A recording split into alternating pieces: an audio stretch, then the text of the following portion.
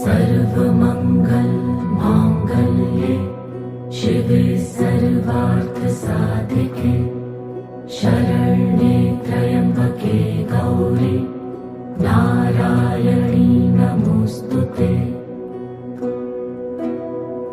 या देवी सर्वभूतेषु विष्णुमायेति शक्तिता नमस्तस्यै नमस्तस्यै नमस्तस्यै नमो